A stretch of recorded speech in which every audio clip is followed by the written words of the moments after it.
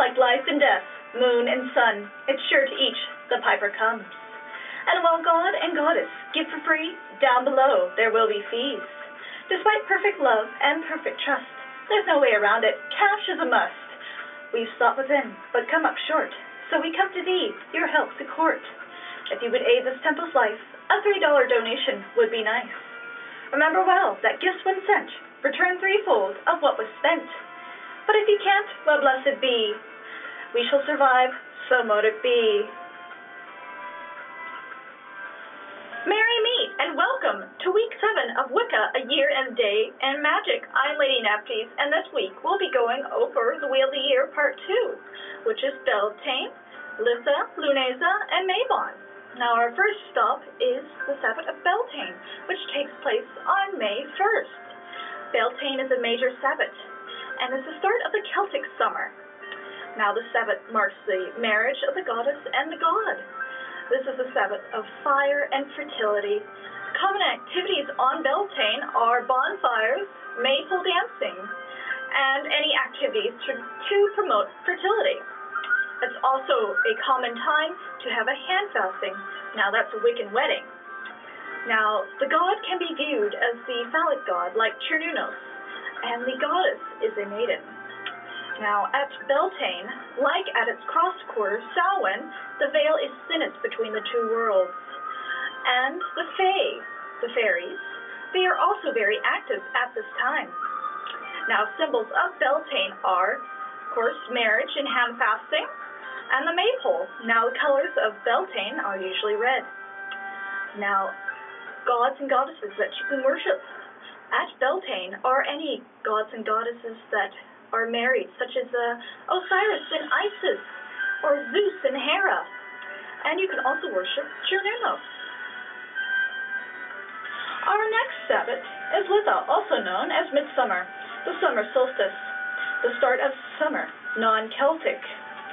It's the longest day and shortest night of the year. On this day, the sun is at his zenith, and since this is the longest day of the year, as opposed to Yule being the shortest day, and like at Yule, the Oak King and Holly King battle. This time, the Holly King wins, and since this is the longest day of the year, the Sun King God's power now wanes.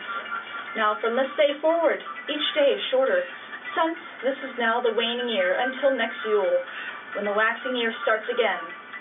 Now during Litha, in some pagan cultures, they will light fire wheels and roll them down a hill to give strength to the sun god. Now, gods and goddesses that you can worship on Litha are any sun god or goddess, obviously, such as Ra or Sekhmet or Apollo. Now, moods of Litha are of a high point, a zenith, but with waning energies. Now, colors of Litha are gold, yellow, and blue. Our next Sabbath is Lunasa, which takes place on August 1st and is a major Sabbath. This is the first of the harvest Sabbaths, and is the harvest of grains and corns. Now, in some traditions in paganism and Wicca, this is when the god either dies or he is sacrificed. The goddess is now in her mother form, and she receives the remaining power from the god in order to continue growing the crops. The god then descends into the underworld, the womb of the goddess, to await rebirth at Yule. Now, the mood of the Sabbath is transformation and loss, but it's also a time for Thanksgiving. Now, the goddesses and gods you can worship during this time are Osiris and Lu, who this Sabbath is named after. He is a god of many skills. He is the god of blacksmiths and artists. Now, a goddess to worship is Demeter, the Greek goddess of grain and the harvest.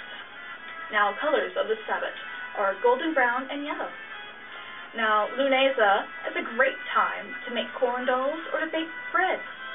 Now, this Sabbath was taken by Christianity and made into Lamos, or loaf mass.